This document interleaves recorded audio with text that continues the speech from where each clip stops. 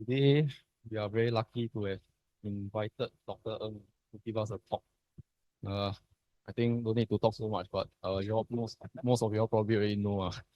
Anyway, I'll try to summarize. Dr. Ng was born into a Buddhist family, obtained her Bachelor of Medicine and Bachelor of Surgery, 1979, and Fellow of the Royal College of Surgeons, A&E Edinburgh, 1987, Homecare USA, 2002, and BA Honours from Buddhist Pali University, 1999. He's now retired, spends her time imparting meditation skills and Dhamma knowledge to audiences in various Buddhist organizations in Singapore, which is here lah. So, yeah, I will pass the valuable time to Dr. Ng now to start her talk. Okay. So today I'm going to talk about perception. Perception, okay? So looking at the sutta, A.N. Anguttara Nikaya 6.63. All right, 6.63. When it is book of six, there are 6 items, right? So I chose this because I think it is a guideline for today's talk. Okay, so you said perception should be understood. So at the end of the talk, you should have understood it. Okay, So the other thing is that the source and origin of perception should be understood. So you notice the Buddha always taught in the same line, like the 4 noble truths. So you said suffering should be understood, and then have been understood. So you see the source and origin of perception should be understood. Then here he adds diversity of perception should be understood. Then he says the result of perception should be understood. Then he says cessation should be understood of perception. And 6, the way to cessation should be understood. So this would be your guidelines. So at the end, you go and check this yourself to see which part you have understood or not understood. Okay, so we say perception should be understood. And you notice that there are these 4 parts. This, and this. This is the 4 noble truth, right?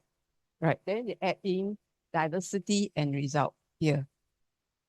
Okay, so you know that there are 6 things you should know about perception. So how to define perception? We go to the sources. The source of an origin of perception is contact. Contact, and when you have contact, you have the sense base and then the sense object. And then, of course, you have the sense consciousness. So perception, as the sutta said, the Buddha says that it is sight. It is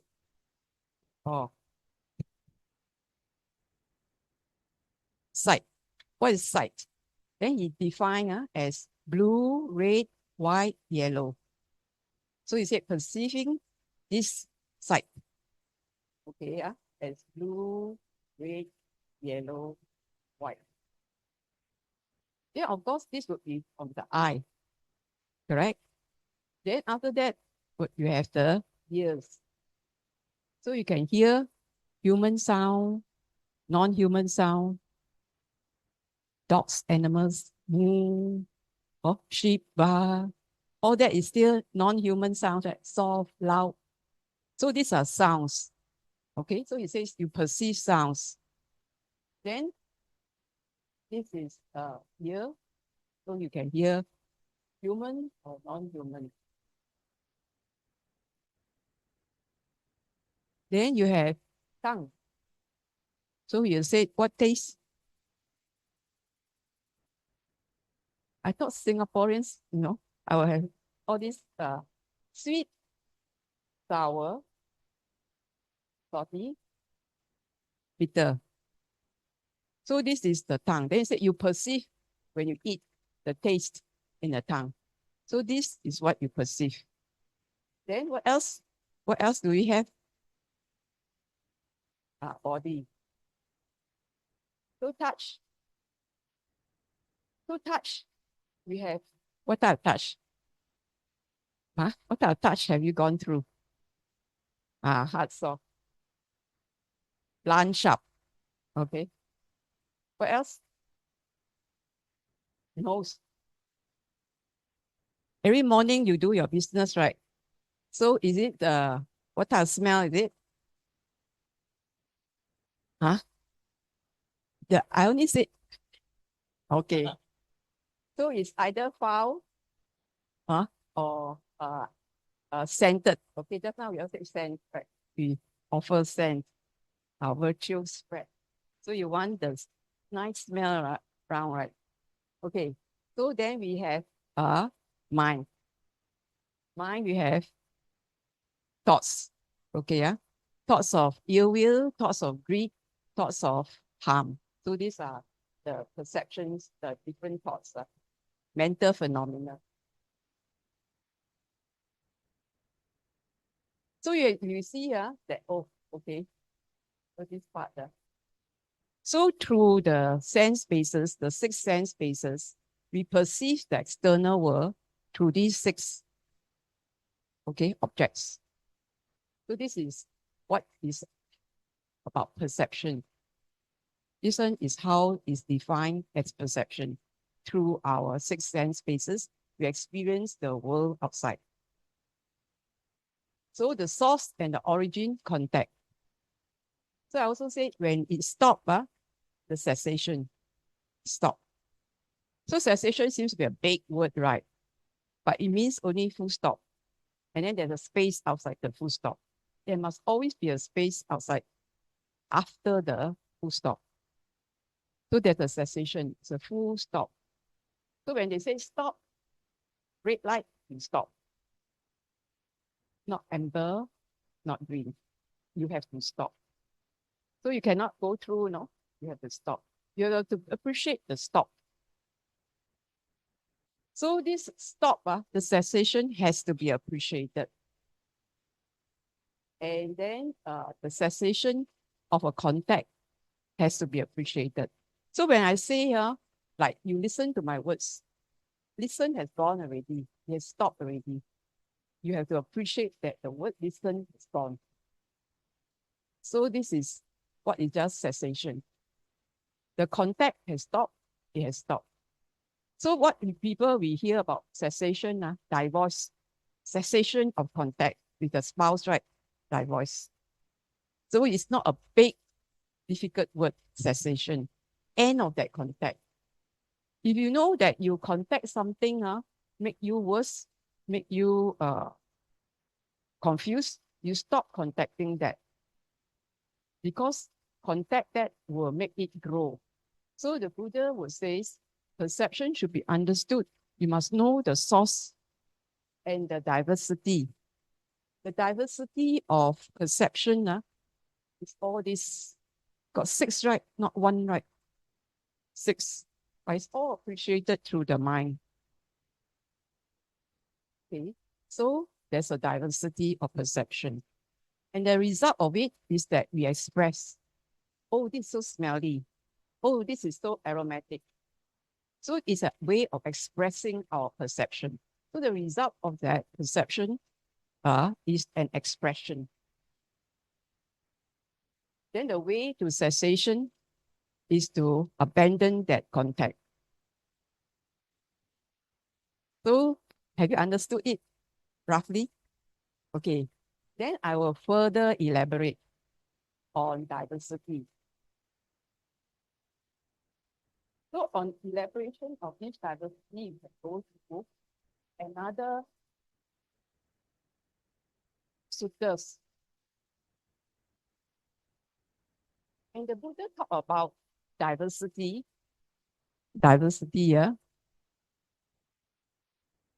through Nidana Samyutta. And that is the book of causation. Diversity. So just now was a simple explanation of diversity. 6 sense spaces, 6 sense objects. That's a diversity.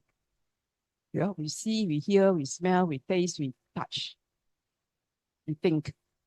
So there are diversity, not one, many. So, but he further elaborate on how this diversity brings about desires. And in this, the 14, SN14, SN14, you can go and look at SN 14.7 onwards.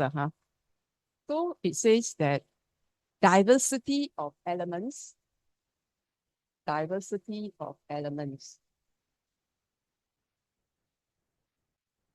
give rise to diversity of perceptions. Agree not? Lot of elements, you give a lot of perceptions. And from that, it gives you diversity of intentions. You have this, let's say you are going for lunch, I have a certain mind, I want to eat this, okay. Then I have a certain intention. Then you would contact, diversity of contact. Diversity of, depending on your intention, then you contact. Then you have feeling, desire, passion, quest, gains. Can you see now? With so many diversity of elements, you have so many diversity of quest. And then you have so many diversity of gains. Also, what's a shopping mall will show you all this, right? You can see all this diversity, right? So from this diversity of elements, you have diversity of quest. So then he says, depending on form. So we go 5 aggregates now. Depending on the form that you're seeing, is it the sight, the smell, whatever pleasant thing that you want, that sense object, depending on that form, you will have a perception, a diversity, you will develop a perception. Depending on form, you will have a perception. And on that perception, because of the perception, you will have that intention. You will go for it, desire it. It's very fast, no? You get it. And then the passion and the quest. So similarly for your feeling, right? If you want something, you go for it. Then you get it.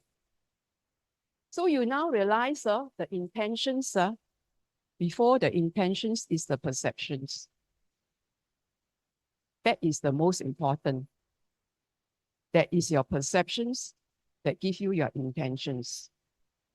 Of course, we have the 12 DO, 12 dependent origination. It will say that ignorance gives you intentions, and then consciousness, mind, body, 6 sense space.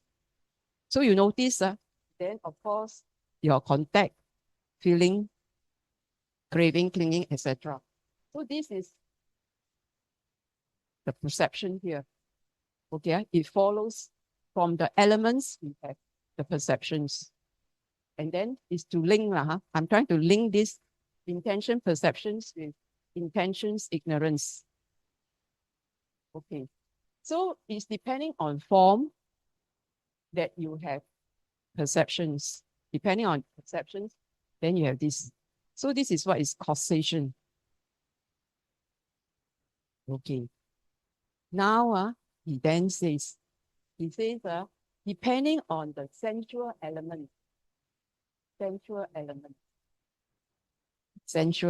that means you have a desire for it, a sensual desire for that element. If you have that sensual desire, that sensual element, then you would have a perception of that sensual element. Then you have an intention Okay, intention for that sensual element. And then you have the quest and the gain for the sensual element. It's like your handphone, you know. Every day you notice which app you go first. Your intention, your desire. So people like to, I think the younger people like to what? Play box or don't know what lah. They always go for some games or whatever. It must be in the app lah. So they go to the app. So you can notice that sensual perception. Why have so many people looking at this nowadays? And why people have so much aches and pains? I think the latest news says that the younger are having neck ache, right? So I can predict for you what good business to do is massage or whatever, you know. Relaxing. You have the massage for the neck. You can do it any place, you know. One stool only you can start a business with me. Right, because everybody is doing this, right? They sure be tensed up in the muscles. So it's from sensual perception, then they get all this, their desires, the quest for it. So similarly, for ill will element, because of the ill will element, you have the perception of the ill will. Then you have the intention for the ill will. Then you quest for the ill will. So you see all these wars now, right? Everywhere, right? Almost everywhere in the world, right? There's so much killing, you know? So much ill will. So they bring about this ill will, this their quest for the ill will. It's a perception. And then the ill will, besides ill will, then there's the harm element. This is mental now. Notice that this is mental. Form. And then now it is the harm. If you have the, the perception of the ill will or the harm, then you go to the harm, the perception, then the intention, and then you actualize it through your body, speech, and mind. So then you do unwholesome things through the body, speech, or mind. So fortunately, the Buddha also tells us that there's a way where then now you have renunciation element. Renunciation element, that means don't need all these so many sensual desires. Renounce. So you must go back to the middle path. Not too much, not too little, just middle, just enough to sustain yourself. So they talk about sustainability, right? So in your mind, you also must sustainability in the middle path. So here we have the other opposite. The other opposite is renunciation or nikama. Renunciation element. So depending on the renunciation element, then you have the perception of the renunciation element. Then the intention, and then the practice, the desire for renunciation. Then the renunciation means just let go. Don't want it, stop. The word is very big at renunciation. 4 words, not very Singlish, but then stop. Don't need that. Let it go. Go. So here, renunciation element, once you renounce the object, then you have this quest to renounce the object. Then you remind yourself. So this would be effort. So in effort, so there's this called right effort. You know that there's this sense desire, it means it's not good for you, unwholesome, then you renounce it. Then you have non-ill will. Non-ill will element. Non-ill will element, then you have non-ill will perception, non-ill will intention. Then you practice non-ill will. Then also harmlessness element. So similarly, harmlessness element, perception of harmlessness, intention of harmlessness, and then the desire for harmlessness, quest for harmlessness. So this is diversity of perceptions. So it's diversity of perceptions. Okay.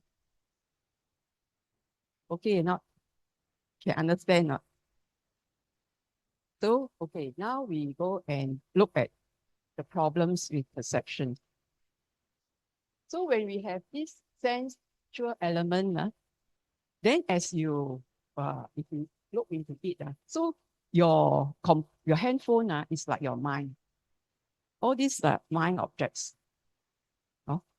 So you have sense element. If you keep on looking at porno sites, then you know the Google very clever, will give you all porno sites, right? If you choose singing, they give you all singing thing, right? If you choose something, they choose you, give you all the thing. They will engage you. After that, you get married to it. How long they married? Wow, you know, very long. No? Keep looking at it very long. And then after that, they actualize it. They perform it. They perform all those things. So then you see why we have to delete. And then how they get radicalized. So you can see that these are problems. So from the object, you see all these things that they pick up from the phone is a mind object. But when does the mind clear up? When you get switched off, right? So I ask you all, before that sound, what is it? Nothing, right? After that sound, nothing, right? So before and after, there's nothing. We make up all these things, so we self-inflict ourselves. So all this suffering, we inflict ourselves, and then inflicted by others, not knowingly, with ignorance, we just follow. So here we must be wise. We must be wise to this. So he says that there was a monk called Vangisa. This is SN 8.4. Vangisa Samyutta. So this Vangisa is a monk, was a monk, and he approached Ananda. He says, I am burning. I'm burning with sensual lust. He confessed to Ananda, I am burning. And what did Ananda tell him? Venerable Ananda tell him that your perception is inverted. What is inverted? What is perception as inverted? Means upside down. Your perceptions are inverted, are upside down. That's why you are burning. And why is his perceptions upside down? He says that your perceptions are upside down because you think perceptions are permanent. Happiness, non-self, self, and beautiful. You must perceive first, ma. You must perceive all these six sense objects are permanent, happy, that I'm there, beautiful, and it's beautiful. And beauty is a sign of lust because you want the beautiful things. So that's why you got art actions, right? So here we have the perception, the inverted upside down perception. Ananda say that. So do we have that? Do we have the upside down perception that things are permanent, beautiful, happy, that for the self? Then here, then he says, so then we go to another, why our perceptions are inverted, upside down. We go to the root of all things, MN1.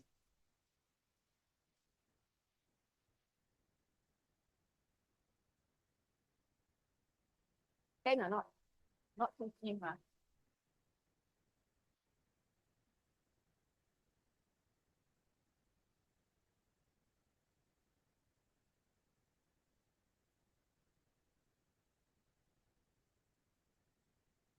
So the root of all things,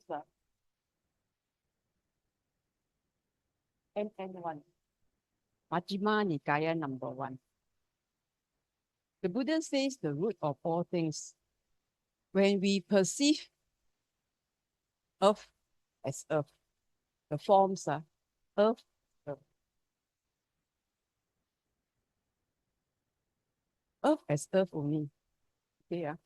Okay, we are made up of the elements, right? Earth, what else? Water, air, heat. Okay, so we also perceive water, air. You can perceive that in you, yourself. Water, bang every day, right? Oh, got water, sweat right now, very hot, right? Okay, got blood, right?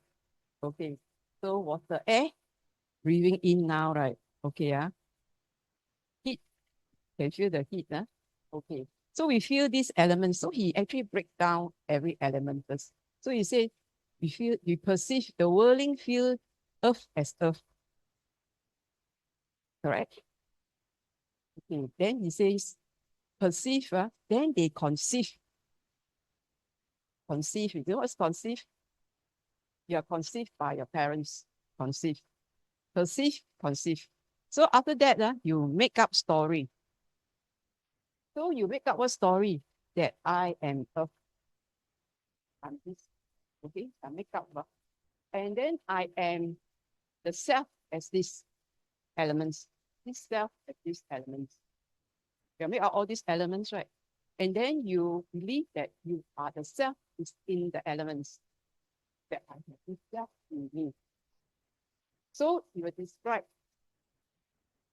this as that the self as the element, in the element, apart from the element. Now I said you are not, if I said you are not, what are you talking about? Right? Because this is my body. Right? This is I'm in it. Then apart, what do you say apart from the body? Your physics is apart from you, right? You feel that this is apart from you. This is not part of me, right? But apart from you. Then after that, he says, seeing these elements, you delight in them. Do you delight in your hair? Do you delight in your nails? Got manicure, right? Got manicure, what, right? You can see there are so many to delight the body. And then you also delight in other bodies, right? So then he says, because of this delighting in the elements, delighting in the beings, delighting in what is sensed or cognized, delighting in all the beings of the different realms. Because of this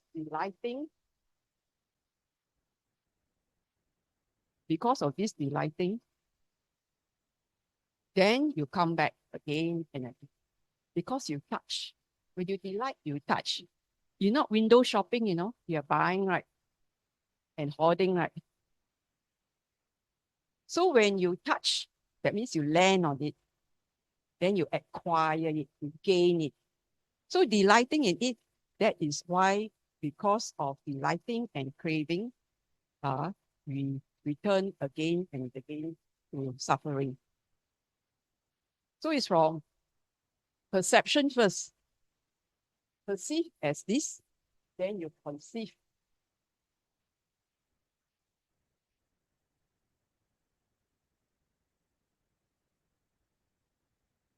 How the perception works, perceive and then conceive. So we can always read in the suttas, the Buddha says, conceiving is a tumor. Conceiving is a disease. After conception, now we have a pregnancy, right? We are conceived. It's a tumor, right? There is something big.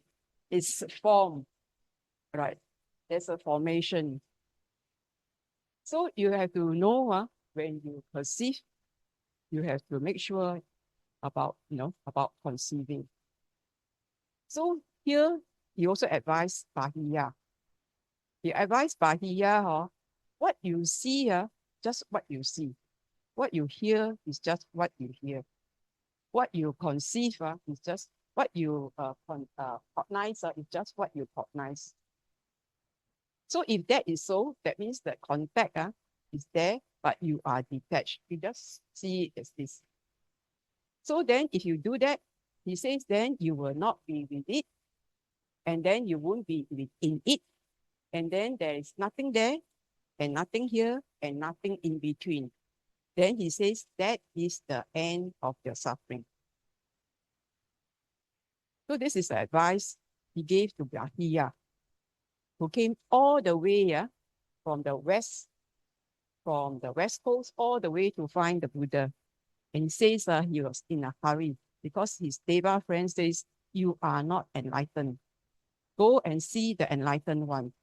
And then in the midst of his arms round, he says, Buddha, please give me an advice. Buddha says, it's not the time. But he says, I may die, you may die. Please give me an advice. And this is the advice he's giving him. In what you see, because we perceive. So we perceive and just see what is seen as it is seen. Don't go into it. Then it will be the end, because that is the end. So that's the advice he gave to Bahiya.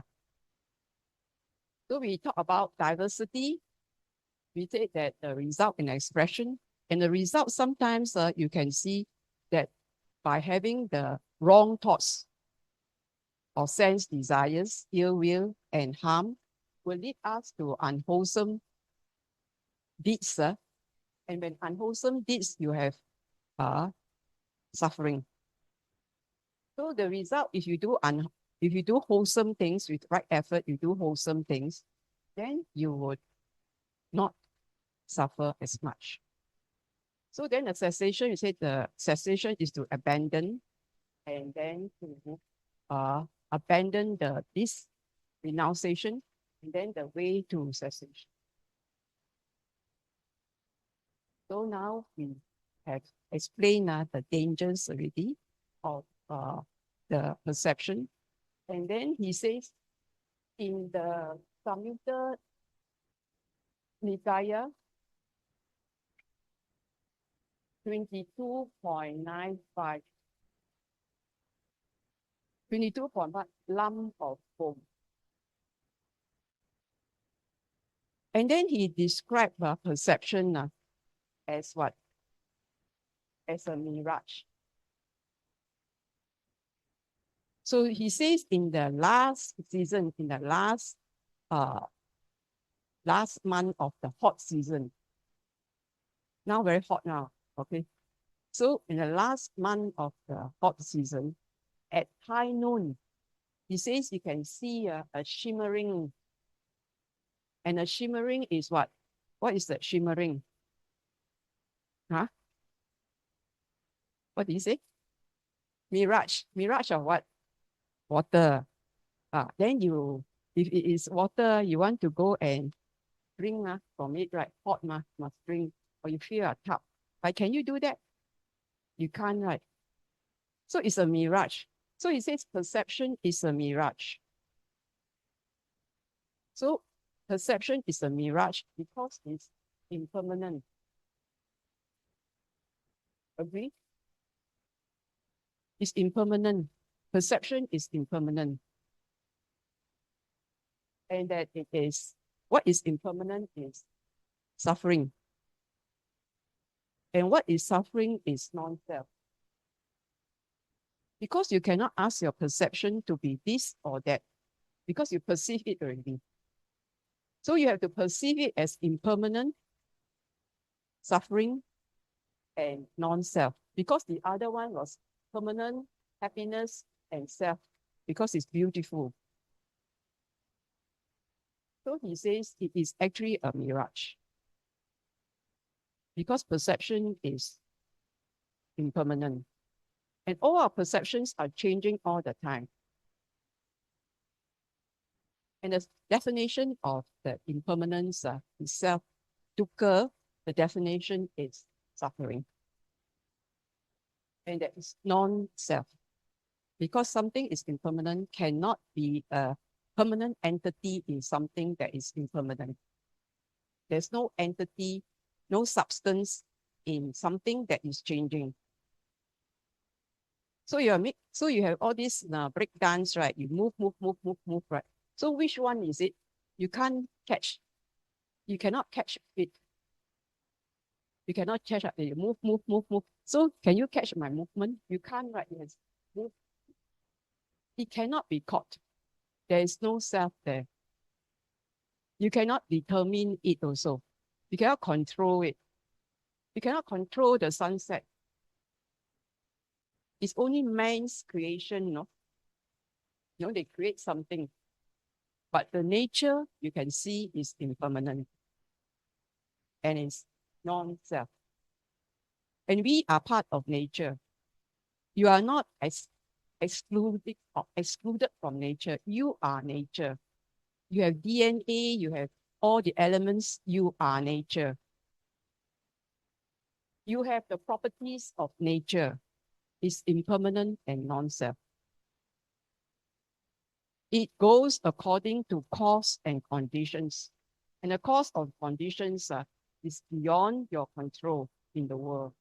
But there's only a place where you can get out, way out of the suffering. And he says it's the Noble Eightfold Path. And so you must have right understanding, and then you have the right thoughts. And the right thoughts is Nikama, Evyapada, Ahimsa. Renounce sense desires, non-ill will, and harmlessness. Then you will have right action, right speech, right livelihood. And you have to make the right effort not to go to that three sense, the three poisons of greed, hatred, and delusion. And then you have the right effort to do that. So you have right mindfulness and concentration. Then you get the right knowledge and the right wisdom because you have the right goal. You have the wrong goal, you go to the wrong view, you go to the wrong destination.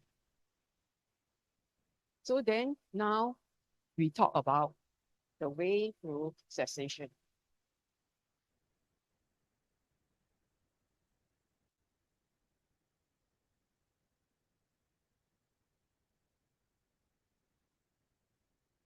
Then he says in MN 114, what to cultivate and what not to cultivate. He tells us what to cultivate and what not to cultivate. What to not to cultivate is what just now we say sense, desires, perceptions, and thoughts of sense, desires. And then you will not to, okay? You will and harm. So the 5 precepts embody this. Not kill, not steal, no sexual misconduct, no lies, no intoxicants. So it helps, right? So not to have this, not to cultivate, not to develop, not to go there. You must develop yourself, cultivate yourself to have enough kung fu in your mind that we appear, right? It's like, a game of snap. You see, who faster? So you must be able to do that. And then he says, you must cultivate renunciation of sense desires. You must also renounce ill will, non-ill will, and harmlessness. So then this would lead to suffering, and this leads to end of suffering. So that is MN 114. Then MN 152 is the development of faculties.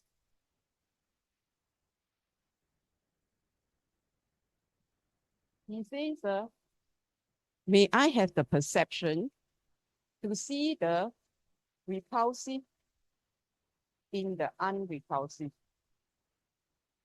What is unrepulsive?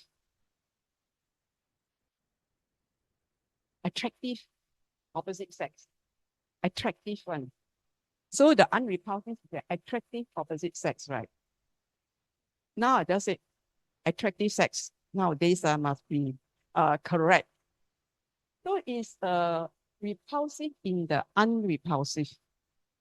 So you have to see, so unrepulsive is like, we can say attractive sex, for example.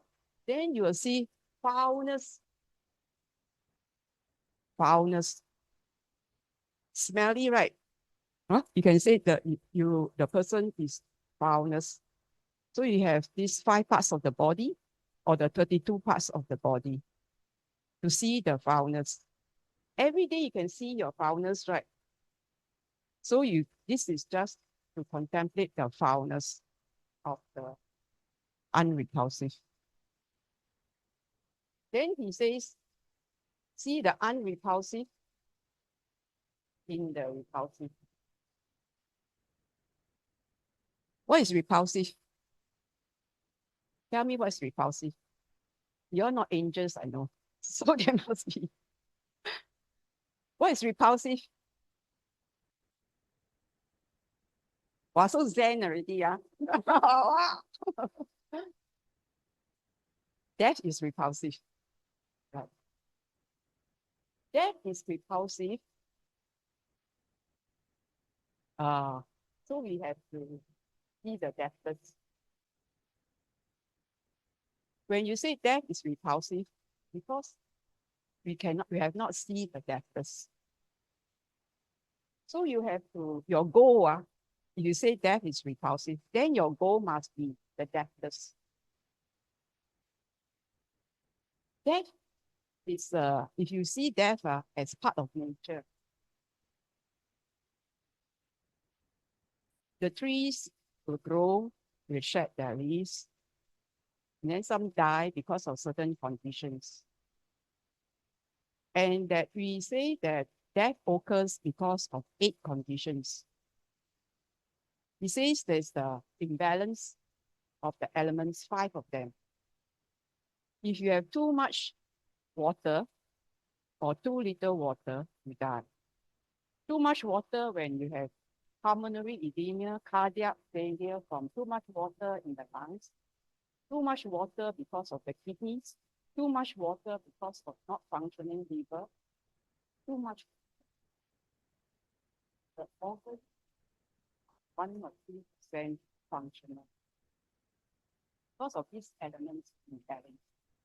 We are like healthy because our elements are balanced. So if you say that these elements, they are elements that are not balanced. So then you have heat, too much heat. How many Thailand people have died because of the heat wave? Too cold in the, in the winter months, you have the homeless dying. In the A&E in Edinburgh, you see all these people coming in, they are hypothermic, and then you have to bring up their temperature slowly. Otherwise, just slowly die. So from temperature, die.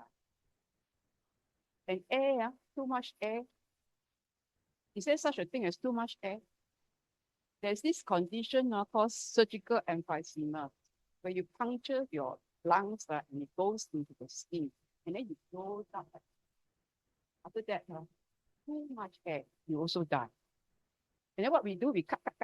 Nowadays, we don't see these things. But in my time, we see all these things. So you have too much air, too little air, drowning. So you have what other things? Have we covered the elements? Heat, I said Thailand already. Hyper. So it must always be the middle path. Earth, too much earth. Too much earth get a lot of problems. Actually, they say fat, is part of water, the fluid element. But we know that organs, if you get failure in those elements, they also have problems. Too little. So they say elements, the earth, all these 4 elements are based on nutrition, nutrients. If you don't have food, no earth, lost weight. Too much, too little. Too much water, too little water. Too little water will be dehydration. Right. So then these are the four elements that cause death. Then we have the fifth is imbalance of all the four elements. Because we are the system, right? This one will affect that one. You know, the TCM will tell you this one will affect this one affect all the elements. Oh yeah. All right. So the fifth reason for death is the imbalance of all five elements. Then what's the other three? One is accident. Some people beat the red light, right? One is assault, all this stabbing, killing, all that. So it's accident, assault. Then the last is karma. So there are 8 reasons for death. And it's just arising and ceasing, arising and ceasing. So that is, you see, so there's mindfulness of death. When you see death every day, every breath, every swallow, then you won't feel repulsive. Death is not repulsive. It's just a natural condition. You see the trees, they don't complain, right? You see all these dry leaves there, they don't complain. Previously, cats or that or animals, or they disappear, when they die. I don't see where, they don't which corner they go. They know when they want to die, they just disappear. It's part of its nature. And this is part of nature, and there is nothing to be afraid of. So there was a king, and his mother was 120 years old. When his mother reached 120 years old, it's the max out of our DNA already. Your DNA can multiply, whatever, and then you have the telomere at the end of your chromosome telomere, and then it will get smaller and smaller. If you're more stressed out, you get shorter faster. So the thing is that, of course, everything is impermanent, but then in the end, we all have to die. So they have this mindfulness of death. So the mindfulness of death is, the Buddha asked, how do you all reflect on mindfulness of death? We asked the bhikkhus, and the bhikkhu says, I reflect on the mindfulness of death through one whole day. And then some will say that in my arms, I reflect on that. And then on the meal, then one will say breathing, and one breath in and one breath out. And then one say one swallow. Then the Buddha says, all those who did not say one breath or the swallow, all those are negligent. They are not mindful of death. Because in one breath, there is a rising and a ceasing. When you breathe in, you cannot hold your breath forever. You have to breathe out. So there's a rising, and then an end. You're breathing in. And then there's a gap, and then there's a rising and end of the breathing out. It's a natural process. It's a natural process that each breath has to end. Each phenomena has to end. So he reminds the bhikkhus every day that they have to know that they will be separated from their loved ones. Because each breath will show your end. And then each swallow, you eat, you swallow, and you're very mindful of the swallow, it ends. So there is nothing that is permanent, but it is our attachment that our perception is inverted, is upside down, thinking that things are permanent, that things are happy forever, ever after. It's a fairy tale, right? And that this is really beautiful. We have only memories. So we would want to live in an unregretful way. You want to practice to see the deathless. so that you see correctly. So then he says you have to develop a more equanimous mind. So then he says, you see the repulsive in the unrepulsive and the repulsive. So you see things as they are. And you see the unrepulsive in the repulsive and the unrepulsive. You see things as they are. Then you see you do not develop any likes or dislikes. You remain equanimous. So he says that's the development of faculties. That we have to use the right effort to develop our faculties. And then the perception of impermanence. So we say perception is mirage, right? Then now we want to say perception of impermanence because we are only endowed with these 5 aggregates. Our form, this is all we have: form, perception, feeling, mental formation, and consciousness. We are conscious, but we have to make use of perception. That means we have to perceive them in the correct way, the non-upside down way. The non-upside down way is to say that, to see it as impermanent. And when you say you see as impermanent, you see impermanence in all things. So when you say impermanence, then you would not develop lust. Because if you, what's the purpose of perception of impermanence? That you will overcome lust. Lust, this goes hand in hand, is on each side of the coin. Sense desires and ill will. The more you have sense desires, the more ill will you have. If you cannot get your sense desire, you have so much ill will. So you step 30 times, right? You cannot get what you want, You then, oh, you an obstacle, right? Poke. Can you imagine even one raising of your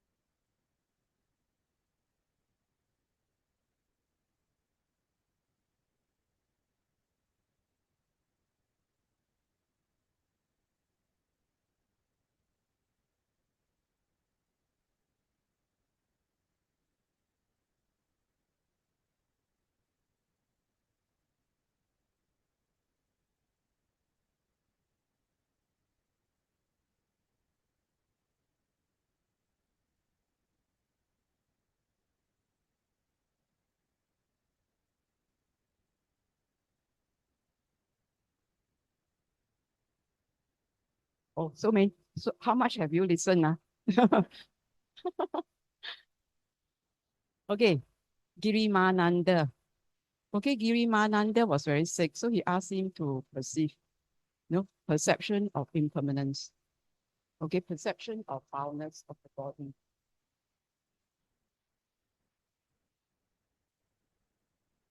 So you can see him because they all do the 5 parts of the body every day. Right here. Yeah. Perception of the impermanence of the body. And the foulness of the impermanence of the body. Danger of the body. Danger of the body because every part of your body can fall sick one. Every part. So your danger. So when you see danger, you will want to come away from it. So you are danger. So you perceive abandonment. Abandonment. So dispassion. And then after that, he says you have to perceive all this. And then there's non-delight in the world. And then he says non-delight because then you sort of abandon your attachment to the body. You can see by doing this, you abandon attachment to the body and then to the world. Then you see that all conditioned things are impermanent. Then he asked him to go to mindfulness of breathing. So for you, I cannot remember all exactly, but in the end, is mindfulness of breathing. So mindfulness of breathing, after he did the mindfulness of breathing, he recovered completely. So it is something like Bojanga. Bojanga, you will have to like develop the mind in the mind object of mindfulness, the investigation. It becomes one that is developed fully. But this one is perception. So when he does it all, then he recovers from his illness. So you can see perceptions can be useful too, but it must be seen in the way as it is, as what the Buddha taught in the Dhamma. Okay, I shall end now. You have any questions? Is it too heavy? So this is what I cover, what I've covered. So have you understood this? Okay, source, diversity, without cessation, and then the way to cessation is the Noble Eightfold Path.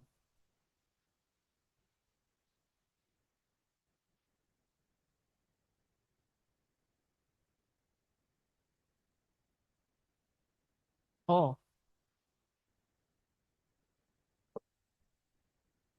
Very good. I wanted to clarify the relationship between Sanya and DT. right. Sanya is perception. Perception is just apprehending. Ditti is a view. That means you actually in the view already. You have a view. So let's say now I point to something, perceiving. So you perceive. So you perceive the light. Can you see the light here, the flame? Can you see the flame here? You can see. So you perceive. So when you perceive, you are just apprehending. That means you are just touching only. Your eye is just touching it. You are perceiving it only. You have no view. You have no view. You are just seeing it. When you have a view, then you say something about the light. So there's perception. Conceiving is you have a view of the light. So then when we have said we have a view of the light, so what is the conceiving? So he says that the light is a symbol of brightness. So notice the words now. So we create this as a symbol of brightness to brighten your path. from the dark to the bright, to see the light of enlightenment. So now it's conceiving, right? Now I'm making up words now, right? So we are saying this is view. This now becomes a view. So that one is apprehending, perception, perceiving the environment. So you perceive the environment. Then your view is that you have a view already, a view of something. No, you have a view of something. What is your, so I always ask people, what is your job or what's your occupation, so that I can liken an example to the perception of that job or hobby. So you know what I mean now? Perception and then the thought that what that job or hobby. So what is your hobby or job? Is that not good enough example? Can you see, or you want to share? Private what they are? PPD, you don't answer. Private data or whatever. So if you can understand, then it's good. But if you need further explanation, what is the difference between sanya and ditti? Ditti is a taint, T-A-I-N-T. Perception is our faculty. Like we have a faculty to appreciate the sense objects. We have a feeling when we touch an object. We have a feeling, a perception, a mental formation. So it falls under the mental formation, and then the consciousness. We are alert to all these sense objects. When we are sleeping, or we are anesthetized, or we are zoned out, we are not aware of this contact. So perception, sanya, is completely different from view. So it's like the perception. So we all say elements. So the elements in the world, the elements of the mental objects, mental sensual perceptions, and the perceptions go to the intentions. The intentions is called mental formations. When you say formations, so the Buddha explained mental formations, volitional formations. He says these volitional formations is a formation of conditioned things. You form conditioned things. You form the form. You form the feeling. You form the perception. You form your mental formation. And then there is a formation of that consciousness also. So because of this, it's like an app, and the app have many, many layers in it. You look at one app, but then there's so many layers that form, that aggregate, that 5 aggregates, but it's an aggregation of a few things. And when you have this view, we call views a taint, because people fight over views. People fight over views, right? And the views is a taint because it's my view, your view. There is a self there when there is a view. So when there is Dhanajani says that nothing, I prefer nothing. There's nothing that I like. Then the Buddha said that is good, because there are some people who say that everything I like. So that one is more for last. When you say nothing, that is closer to Nibbana. But then there are some people who say everything is acceptable to me and nothing is acceptable to me. Some people go on both ways in order to be socially interactive. But in the end, because the person still accepts something is acceptable, then he will also get into problems with views. So in a community, there were people who fight over views. The world is now like this, right? They fight over views. And because of the views, when they fight, it's wrong already. So the Buddha says, don't fight over views, because it's a taint. Because when you have view, you really go into the view, right? You go into a view, this is my view, you stick to the view. I die for my view, whatever, people will go and fight for their views. So it's completely different views from sanya. And views, because of views, and whether it is a right view or wrong view. Because of the wrong view, you go to the wrong destination. You have the right view, you go to the right destination. So view is something very you have gone into it already. And then the thing is that you have to come out of it. You don't argue with another one. You like your view, you can have your views. We all have different views. So human beings every human being has a different perception. Beings body and perceptions are different. So when we have as many bodies are there, there's as many perceptions that are there. So there is no right or wrong. It's just that we don't fight over or cause affliction over views. So you can see when we sit differently, if you paint me, you take a picture, I'll be like that. If you take a picture, you'll be that way. So it's different. So it is different.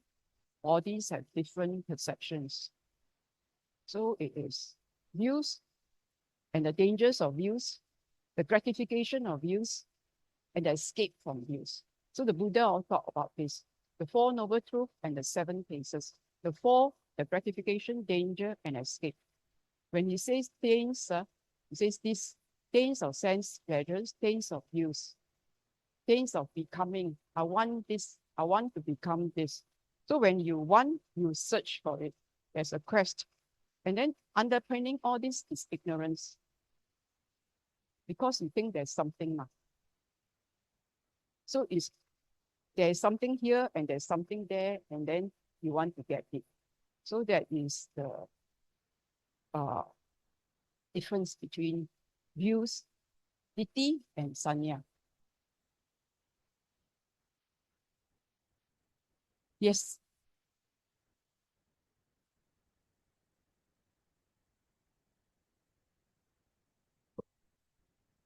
Good morning, Dr. Ng. Hi. So based on what you have shared, right, I just want to find out if my understanding is correct.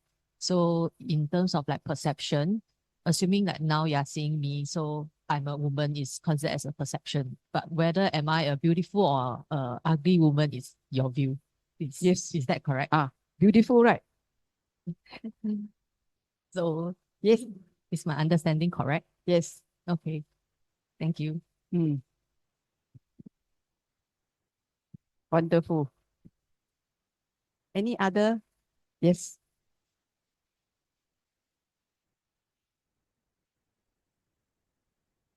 Morning, Dr. Ng. So in regards to seeing things like repulsive, unrepulsiveness, then seeing unrepulsive in repulsive, is more on how we change our angle and looking things, because a certain things is not of absolute characteristics, but we often stick to one angle of seeing certain things. So in order to be equanimous, we look from all angles, then we are not fixated to a specific characteristic. Is that correct comprehension? Yes. So you see the ill will, because generally we want things done our way. So the ill will, the part of the ill will is exactly what it is. When they say ill will, I think the dukkha or the dosa, when they say ill will, sometimes there's a beauty in the language. Ill will, the Buddha says, when you have anger, you are actually ill. We are actually ill. So ill will means we actually inflicted on ourselves ill will. First we must have ill will first before we give another. So we must have good will first before we give another. So we must have good will or kindness first before we can share.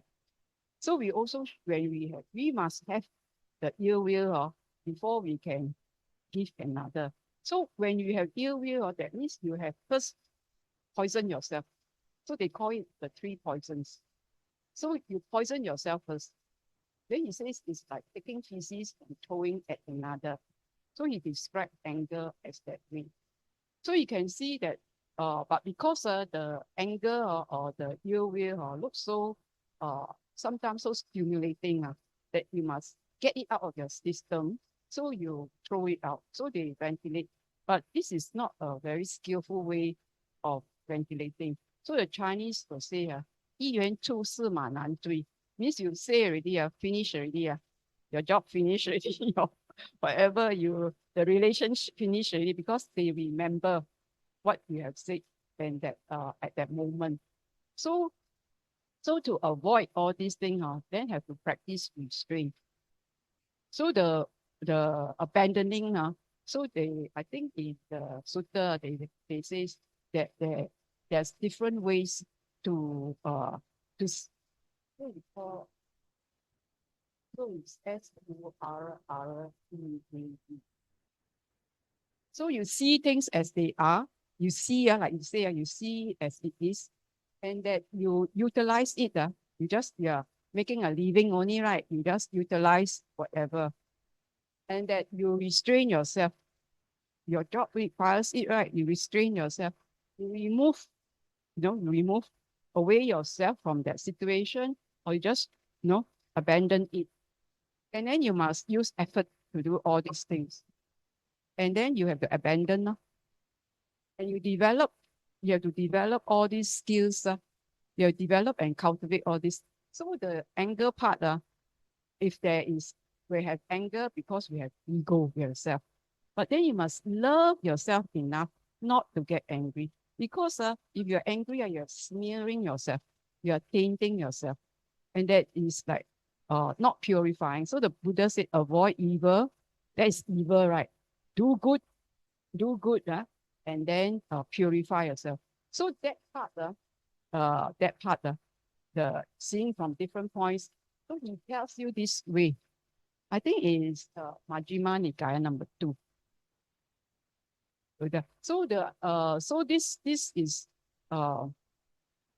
so how to actually restrain, remove, and you have to develop it. So it's the right effort. But I have to see that it's actually suffering. That this actually, because when we are angry, is what the enemy wish you to be. So he says, when you're angry, have you seen a beautiful angry person? No, right? No beautiful angry person. So you already, the muscles all distorted, to the angry, ugly person. So this angry, ugly person is having that the muscles. So you actually did something to your body already. And then if you continue, what it continues, then you have the stress. When you have the stress, people get heart attacks, people get stroke. Now young, the rubber band is very elastic. When you're old already, you anything, already, So the old one, don't kacau them too much. They want, okay. Yes. Don't give them the word no, unless it's very dangerous.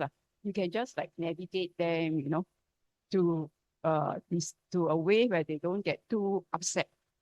Because the rubber band is going to break soon already. Correct? No? So we all can have some degree of reserve. So but then it says so angry, but we all know because depends on which button the person push, and then whether you are mindful or not. Whether you have been practicing mindful and you just have enough reserves to detach. Okay, we can have a last question. Anyone?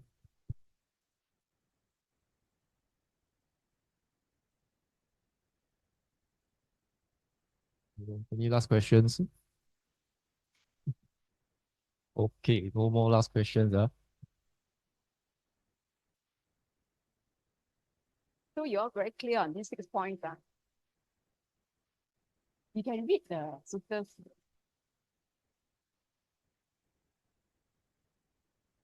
Okay, if there's no further questions, then in that case, we will thank Dr. Ng for giving us the Dhamma talk.